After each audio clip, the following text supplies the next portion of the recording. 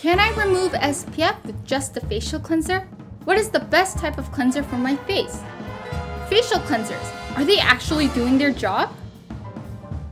Hey Wishtrenders, this is Casper back with Beauty Facts Unboxing in such a long time. And before we get started with this video, I want to mention that we had a survey for you guys and we asked you guys questions about facial cleansing, and these two were the ones that got the most votes. We're going to do the fact checking for these two questions in this video.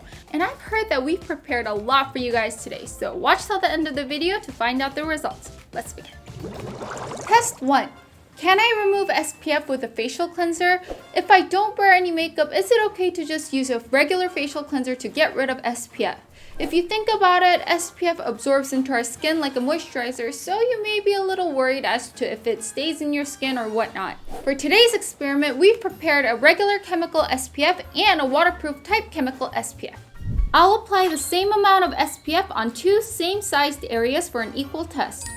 So I've divided my arm into two boxes using this tape. First box, I'm going to apply regular sunscreen. And then on the second box, I'm going to add waterproof sunscreen. So I'm going to go in with cleanser now. And then rub 20 times evenly on each part. And then rinse it off. Let's see what happens.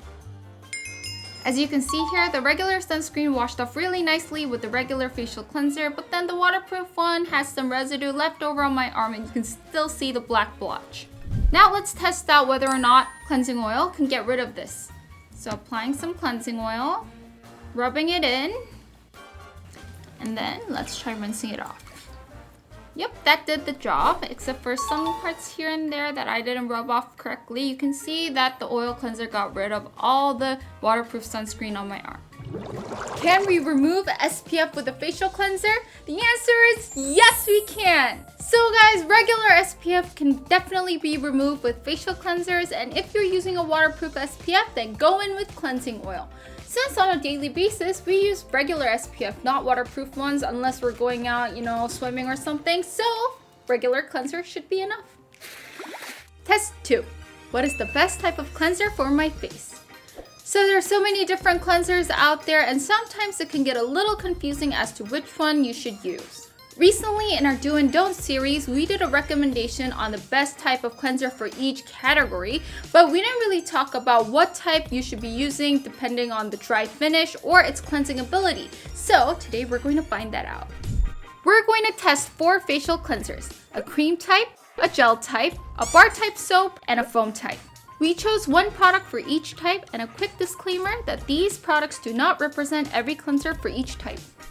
I'll be talking about the 2 main abilities. Number 1, cleansing ability, and number 2, moisture retention. Keep in mind, I won't be checking factors such as exfoliation or blackheads, since these are more long-term results. So let's begin. First, I'm going to test out each product's cleansing ability. I have 4 different cleansers, and I'm going to apply foundation and lipstick on my arm and see how much of it remains on my skin after cleansing. So we have 4 squares like this on my arm. So let's start with the different types of cleansers. First off, we have this facial cleanser here. This is just the regular cream foam type, if you know what I mean, the one that lathers up in your hand. On square number 2, I'm gonna use a gel type cleanser, the one that lathers up as well, but then isn't gel textured. On third, bar type soap. These are soaps where you have to make bubbles, foams in your hand and then cleanse your face with. Last but not least, a foaming cleanser, the one that lathers up already as you pump it out of the container. This one here, gel type here. Rubbing it in. Okay, next up, the bar type soap. I'm gonna first lather it up in my hands. Lather, lather, lather. Get some soap, get some soap. I think this one erases the best. And then the last one over here, I'm gonna go in with the foaming cleanser. So like 2 pumps maybe. I'll lather it up. I'm going to check with a pore microscope to see how well the makeup has been removed. So let's begin. Section 1, the area with the cream foam type cleanser. This is how my skin's supposed to look. And let's go over here. Guys, can you see? Like if you look really closely over there, you can see a little bit of foundation, but for the most part, it's looking pretty clean. lipstick can get between your wrinkles apparently. So yeah, you can see that there is still some pink lipstick left over on this area. Moving over to the second part, the gel cleanser. For the most part, I think it's very similar to the cream type. And again, you see the little bit of pink hue and leftover lipstick over there. See? You see that pink? So I mean, you know, if you compare to the regular parts of my skin, yeah, there's a little bit of like foundation and lipstick, but it's still pretty much clean. I'm gonna move over to the bar soap area. I can't even find it, guys. If you see over here, you can see that there's no pink. I can't see a hue left over here. Whereas the foaming cleanser, you can see a lot of pink left over. So I wanted to see using this pore microscope. 근데 there's nothing. What is the science behind this? Staff? Producers, tell me.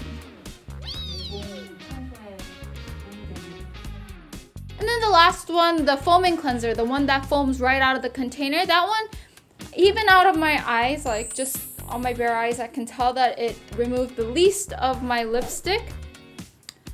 Let's see. Yeah, you can see some foundation there, definitely. Do you guys see that?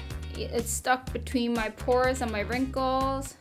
And then there's a lot more pink. There's a lot more pink. So because I guess the foaming type is gentle, it's very soft on the skin. As for cleansing, it isn't very like thorough, like getting into your pores and wrinkles. So I think this is more for like a morning light cleanse. I wouldn't use this cleanser to get rid of deep makeup because look at that. It's all still, oh, is that a hair? Here are the results for the cleansing test. So the foaming cleanser was the weakest, and then the gel and cream foam type were the similar, and then the best type of cleanser was the bar soap type.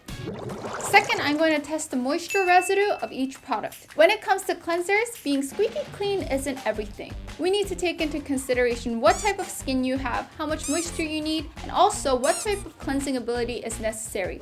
So we're going to test that out. For the moisture test, Liv, our producer, helped us out. We did the test on the nose area where the pores are most obvious. What changes will we see after cleansing our skin that has foundation on? So you can see that her moisture level is 50 before we cleansed her nose, and there's some sebum and foundation in her pores. So let's see what happens after using cream type foam cleanser. So her moisture level dropped to 43, which is normal. It's pretty okay. And you can see that her pores and sebum got a lot cleaner. I can see that the size, like if you look over here, it got a lot smaller and the foundation is less visible. Next up is the gel type cleanser. Her moisture level was 50 and then it dropped to 43. Oh, it's actually really interesting. It's exactly the same as the cream type. And again, I can see less foundation. Her pores, the sebum in the camera, like on the right, it got smaller, cleaner in general. Her moisture didn't get damaged a lot. Okay, this one is the bar type soap. So you can see that there's absolutely none of the white like foundation looking things left. It's very, very clean. But then her moisture level dropped to 35. So it means that as much as the cleansing ability of the bar type soap is strong, it also takes away moisture in the process. But then again, I can see that the skin got really, really clean. Final one, the foam type cleanser. Just like the earlier experiment we did, you can see that there's still some white specks left, like foundation spots, but her moisture level is 49. So that's basically pretty much the same as when she didn't cleanse her face, which is amazing. So if you have dry skin, I think this would be really good. Even so, there is still some cleansing that's been done. Like there's a little bit of, you know, like dead skin cells and pores that have been cleaned out, but there's still some white foundation showing. But then the moisture is 49.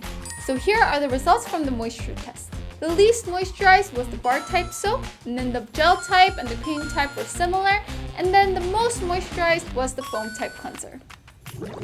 If the cleanser's cleansing ability is good, not only does it mean that it's good at washing the impurities away, but it also takes away moisture.